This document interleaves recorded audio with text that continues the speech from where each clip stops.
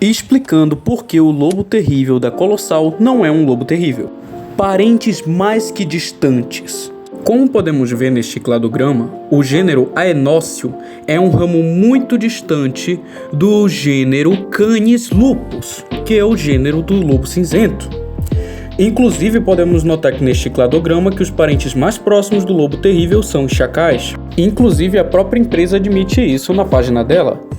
Os lobos pré-históricos, embora visualmente semelhantes aos lobos cinzentos e chacais atuais, tinham uma linhagem genética distinta, ao contrário do lobo cinzento e do chacal, que podem produzir descendentes híbridos com espécies relacionadas.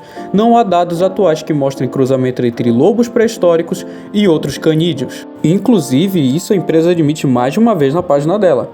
Ao contrário do DNA de diversos canídeos, como os lobos árticos e os lobos cinzentos, a falta de similaridade entre a composição genética do lobo terrível e de todas as outras amostras de canídeos modernos pode representar um problema para quem tentar reconstruí-lo. O que nos leva ao segundo ponto: DNA inútil e customização genética. Em uma entrevista à BBC, Nick Wallace, paleogeneticista da Universidade de Otago, na Nova Zelândia, diz o seguinte a respeito do DNA que foi recuperado. O paleogeneticista Nick Wallace, também da Universidade de Otago, argumenta que o DNA antigo do lobo pré-histórico extraído de restos fossilizados seria muito degradado e danificado para ser copiado ou clonado biologicamente. O DNA antigo é como se você colocasse DNA fresco em um forno a 500 graus, diz Wallace. Ele sai fragmentado, como cacos e poeira. Você pode reconstruí-lo, mas não é bom o suficiente para fazer qualquer outra coisa com ele. Coisa que, olha só, até a própria Colossal admite. Milhares de esqueletos intactos foram recuperados dos poços de piche de Lapreia, restos de incontáveis lobos terríveis que perseguiram desesperadamente suas presas na lama negra e escaldante. Inescapável. Infelizmente, submergir um esqueleto em piche quente por milhares de anos não conserva bem o DNA. Esse ambiente de alta temperatura permitiu que as moléculas orgânicas do alcatrão de Lapreia penetrassem nos ossos, dissolvendo e destruindo o DNA utilizável. Mas o alcatrão quente não é o único culpado. Até mesmo as dezenas de ossos, crânios e dentes de lobos pré-históricos encontrados em cavernas, sedimentos de leitos de rios por toda a América apresentam um desafio para os paleogeneticistas. Ora, se eles não tinham DNA para conseguir fazer uma clonagem, então eles fizeram o quê? Muito simples, eles editaram 14 genes e acharam que isso lhes daria um Aenociundairos, ignorando o abismo genético de 2,5 a 6 milhões de anos entre ambos os gêneros. Novamente, nas palavras do paleogeneticista Nick Wallace, embora esse percentual pareça elevado, os 0,5% restantes representam uma parcela significativa em termos genéticos. O lobo cinzento possui 2,4 bilhões de pares de bases nitrogenadas, as peças que compõem cada um dos genes, ou seja, 0,05% do DNA que separa o lobo cinzento e o lobo terrível ainda representa uma diferença de mais de 1 milhão de pares de bases nitrogenadas entre as espécies. De acordo com Wallace, os lobos terríveis se separaram evolutivamente dos lobos cinzentos em algum momento há 2,5 milhões a 6 milhões de anos. Eles estão em um gênero completamente diferente dos lobos cinzentos, diz Wallace. A Colossal comparou os genomas do lobo terrível e do lobo cinzento e de cerca de 19 mil genes eles determinaram que 20 mudanças em 14 genes deram a eles um lobo terrível. Que nos leva ao nosso terceiro ponto, a definição contraditória e conflituosa de espécie. Para a Colossal, a desextinção não se trata apenas de criar um organismo que seja ou que se assemelhe a uma espécie extinta.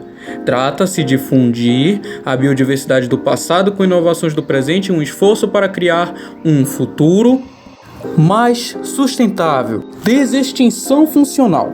o processo de geração de um organismo que se assemelha e é geneticamente similar à espécie extinta, ressuscitando sua linhagem perdida de genes essenciais, projetando resistências naturais e aprimorando a adaptabilidade e que lhe permitirá prosperar no ambiente atual de mudanças climáticas e recursos cada vez menores e doenças e interferência humana. Agora vamos dar uma breve lida sobre alguns conceitos de espécie. Primeiramente, começando com o conceito fenético.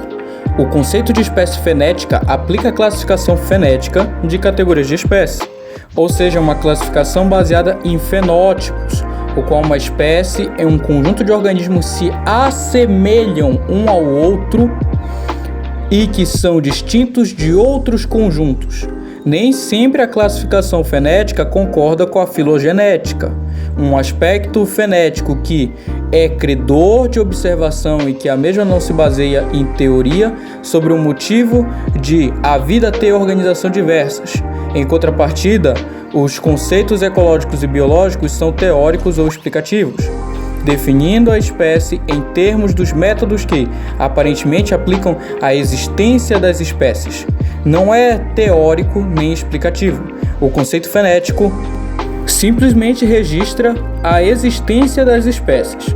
Por exemplo, no caso dos animais vaca, peixe, pulmonado e salmão, pela classificação fenética, os peixes estão mais próximos entre si, ao passo que na classificação filogenética, a vaca e o peixe pulmonado estão mais próximos entre si. Agora vejamos o conceito filogenético. Um grupo de organismos que compartilham um ancestral, uma linhagem que mantém a sua integridade com respeito a outras linhagens através tanto do tempo como do espaço. Em algum ponto do progresso de um grupo, os membros podem divergir um do outro. Quando tal divergência torna-se suficientemente clara, as duas populações são consideradas espécies distintas. Isso é diferente de espécies evolutivas, em que a espécie mãe se distingue taxonomicamente quando uma nova espécie evolui. As populações mãe e filha se formando agora duas novas espécies. Uma espécie filogenética é um cluster basal irredutível de organismos que diagnosticavelmente distintos a partir de outros tais clusters, dentro do qual existe um padrão parental de ancestralidade e de descendência.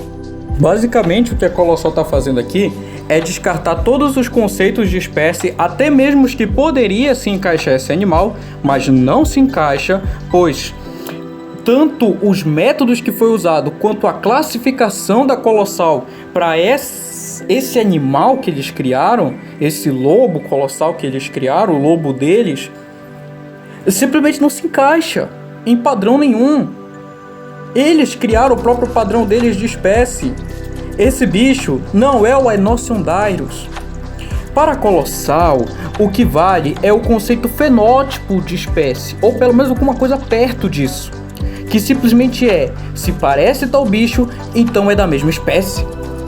Esse conceito entra em conflito com a descrição de como a Colossal, o lobo colossal, foi criado, já que foi usado edição genética. Logo, o conceito mais adequado é o conceito filogenético a ser aplicado.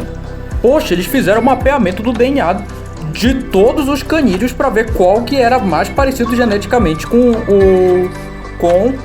o Aenociondyrus. E eles sabem que ambos os animais, tanto o lobo terrível quanto o Aenociondyrus, são de gêneros distintos. Porém, obviamente, eles fizeram isso para agradar o patrão. Eles não usaram nenhuma das definições conhecidas de espécie e inventaram uma nova definição, já que eles sabiam que a comunidade científica não ia engolir esse bicho geneticamente alterado e esse papo furado deles falando que eles trouxeram o Aenociondyrus, um animal de um gênero completamente distinto do lobo cinzento, de volta à vida.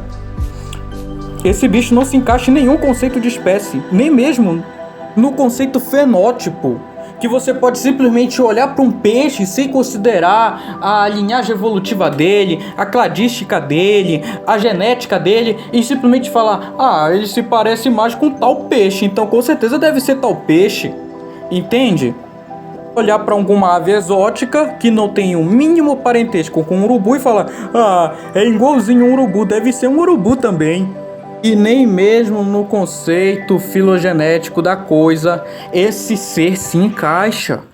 Ele não se encaixa no conceito filogenético, já que nem mesmo o parente mais próximo filogeneticamente do Aenocyon-Dairos foi usado, que no caso são os chacais. Nem eles foram usados. E olha que eles se encaixam tanto no conceito fenótipo quanto no conceito filogenético. Inclusive, a própria Colossal admite isso, que eles são fenotipamente mais parecidos com os chacais. Os chacais são fenotipamente mais parecidos com o Aenocyon-Dairos. Então, galerinha, esses foram os meus 3 pontos aqui nesse vídeo, explicando por que o lobo da Colossal não é o lobo terrível. Expliquei sobre os parentes mais próximos e os parentes mais distantes. Expliquei sobre o DNA ser completamente inútil para a clonagem e como eles apenas customizaram um lobo cinzento. E eu também expliquei sobre as definições contraditórias e conflituosas de espécies. Então é isso, obrigado a todos que ouviram esse monte de baboseira, desse cara chato, falando por mais de 10 minutos até aqui. Obrigado a todos que assistiram o vídeo completo, curtem, comentem e compartilhem para ajudar o canal e o perfil a crescer. Muito obrigado, tamo junto.